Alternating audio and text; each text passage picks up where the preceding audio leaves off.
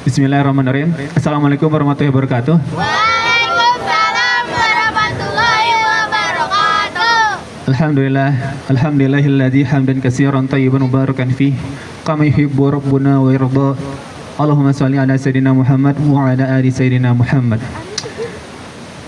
Teman-teman, tidak ada kata yang pantas untuk kita ucapkan pertama kali selain kita bersyukur kepada Allah Subhanahu wa taala atas nikmat iman, Islam, hidayah, dan kesehatan sehingga kita bisa berkumpul di sini di suasana yang begitu indah ini. Salawat serta salam tetap tercurah limpahkan kepada junjungan kita, kepada Habibana wa Nabiyana wa Maulana Sayyidina Muhammad sallallahu alaihi wasallam. Alhamdulillah. Gimana kabarnya teman-teman, sehat? Alhamdulillah. Gimana perasaannya? Senang? Alhamdulillah. Dingin? Oke, wajar ya. Oke, teman-teman.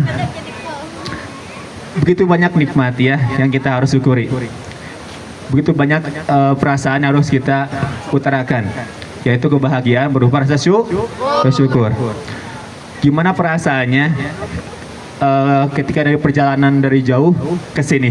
Gimana perasaannya teman-teman? Biasa aja. Ada yang mabok?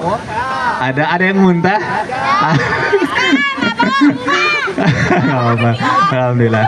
Oke teman-teman, gimana perasaannya bisa melihat pemandangan yang indah ini? Senang, bahagia, alhamdulillah. Gimana rasanya bisa mendengar suara air yang mengalir? Alhamdulillah ya. Gimana rasanya kita bisa berjalan dengan lancar, bisa mengucap dengan jelas, bisa menghirup oksigen dengan lancar? Gimana rasanya? Alhamdulillah, kita bersyukur ya. Seringkali kita ini merupakan nikmat-nikmat ini teman-teman. Padahal nikmat ini ada nikmat yang paling berharga. Dikisahkan ya, ada seorang yang miskin itu mengeluhkan kondisinya kepada orang yang bijak. Dia mengutarakan rasa sedihnya kepada orang bijak ini. Orang bijak ini bertanya kepada orang miskin, apakah engkau suka jika engkau mendapatkan uang 10 miliar tapi engkau dalam keadaan buta? Kata orang miskin tadi, tentu saja tidak. Orang bijak ini bertanya lagi, apakah engkau suka jika mendapatkan uang 10 miliar tapi engkau dalam keadaan tuli, tidak bisa mendengar? Ya, tentu saja tidak. Apakah engkau suka jika mendapatkan uang 10 miliar namun engkau dalam keadaan bisu? Tentu saja tidak. Apakah engkau suka mendapatkan uang 10 miliar namun engkau dalam keadaan gila? Waduh, nggak suka. Saya nggak mau, katanya teh. Orang bijak ini berkata, lalu mengapa engkau mengeluhkan nikmat-nikmat yang engkau miliki, padahal nikmat tersebut lebih berharga, lebih besar daripada uang tadi? Allahu Akbar. Coba gimana teman-teman? Kita punya uang banyak tapi kita nggak bisa melihat. Bahagia? Enggak. Kita punya uang banyak tapi kita nggak bisa mendengar, nggak bisa mengucap, nggak bisa melangkah, gak nikmat teman-teman. Makanya kita harus mengucapkan banyak syukur kepada Allah Subhanahu wa taala. Dalam Quran surat Ad-Duha ayat 11, ada yang tahu? Wa amma bi ni'mati rabbika fadis. Dan terhadap nikmat Tuhanmu lah hendaknya engkau ucapkan atau utarakan dengan rasa syukur. Ya. Jangan menunggu bahagia untuk bersyukur, tapi bersyukurlah maka kita akan bahagia. Masya Allah. Ya, karena ini janji Allah teman-teman. La in syakartum la zidannakum. Jika engkau bersyukur maka engkau akan nambah nikmatnya kepadamu. Gitu teman-teman. Oke teman-teman, rilah saat ini itu judulnya semua ada saatnya. Ya. Islam itu tidak menekan dan juga tidak membebaskan, alias ada waktunya. Islam tidak mengajarkan di masjid terus, bekerja terus, enggak. Tapi semua ada porsinya. Ada saatnya kita sholat, ada saatnya kita belajar, ada saatnya kita makan, ada saatnya istirahat, ada saatnya kita serius, dan ada saatnya juga kita bercanda. Nah ini, teman-teman, ada sebuah kisah Rasulullah SAW tentang candaan. Dikisahkan, Rasulullah SAW dan para sahabat itu sering berkumpul. Di depannya itu ada kurma. Ya, nah, ketika semuanya makan, nah, seorang yang makan kurma itu ketika mengambil bekasnya, udah makan gitu ya, disimpan di sebelahnya, di sampingnya. Jadi udah makan kurma, bijinya disimpan di pinggirnya. Nah, Kebetulan di samping Rasulullah SAW itu Ali bin Abi Thalib. Nah, pada saat itu Ali bin Abi Thalib makannya paling banyak, sehingga si bijinya tuh numpuk banyak gitu ya, numpuk banyak. Nah, karena perasa malu gitu ya, dan rasa iseng Ali bin Abi Thalib, dipikirnya Rasulullah SAW, cenah iseng wehnya meren, dipindahin weh si bijinya teh ke tempat yang Rasulullah SAW. Kan kosong ya yang Ali bin Abi Thalib teh. Ali bin Abi Thalib nanya kepada Rasulullah SAW, wahai Rasulullah, tampaknya engkau begitu lapar. Buktinya bijinya begitu numpuk saking banyaknya. Ketika mendengar tersebut, Rasulullah SAW nggak marah, tapi tersenyum dan bilang, wahai Ali, bukankah engkau yang lapar? Engkau makan kurma dengan biji-bijinya, Masya Allah. Jadi nggak ada sisanya gitu ya, semuanya dimakan sama Ali bin Abi Thalib. Nah gitu. Ada lagi kisah candaan Rasulullah SAW. Ada seorang nenek-nenek, tahu? Dia datang kepada Rasulullah SAW. Wahai Rasulullah, doakan aku agar aku masuk surga. Berdoalah kepada Allah agar Allah masukkan aku ke dalam surga. Kata Rasulullah, wahai nenek, di surga itu nggak ada nenek-nenek. Ketika mendengar jawaban tersebut, nenek-nenek itu langsung sedih, menangis, pergi pulang.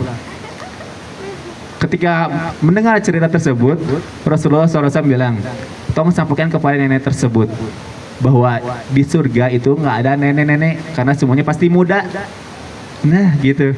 Apakah Rasulullah SAW berbohong? Enggak, ya. Terus ada satu kisah lagi.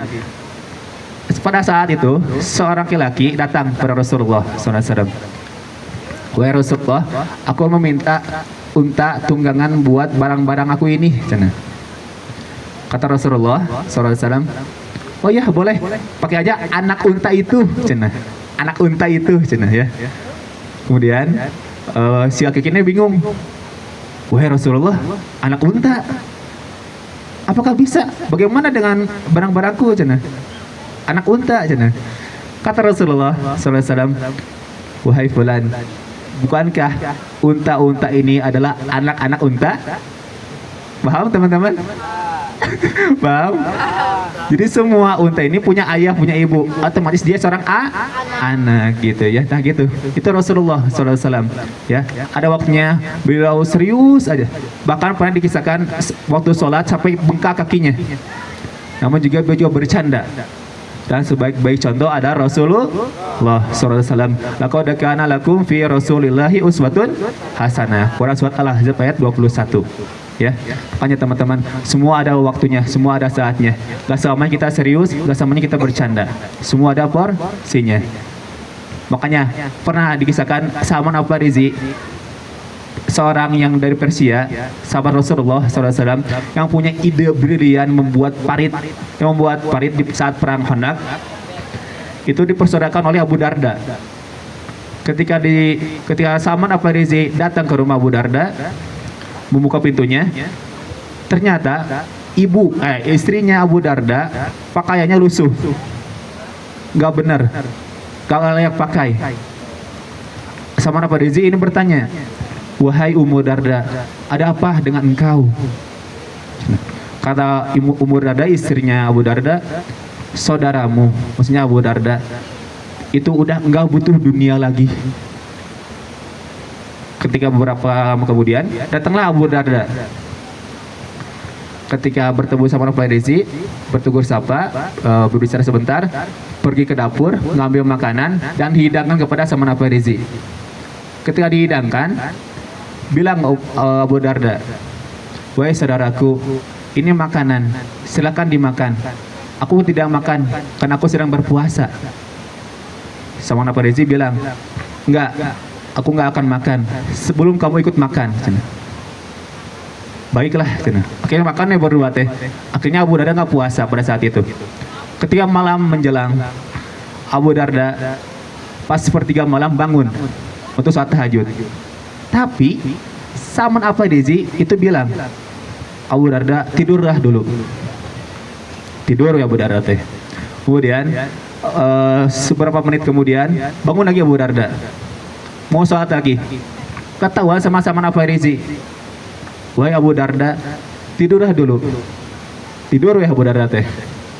Ketika subuh menjelang, barulah sama Farizi membangunkan Abu Darda. Wahai Abu Darda, mari kita bangun. Kita sholat berjamaah. Kita sholat berjamaah weh sama sama Farizi.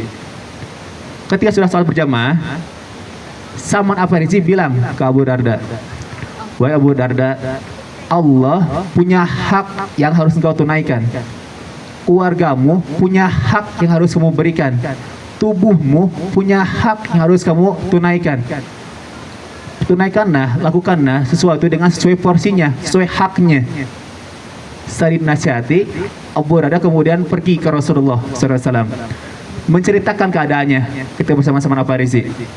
Kata Rasulullah SAW, Salman Al-Farisi lah yang benar. Maksudnya, semua itu ada saatnya, teman-teman. Kita nggak boleh di masjid terus, sholat terus, tapi kita melupakan dunia kita. Padahal, kata Al-Quran, wala tansa nasibaka minat dunia. Jangan engkau melupakan bagianmu dari dunia. Boleh puasa, tapi jangan lupa berbuka.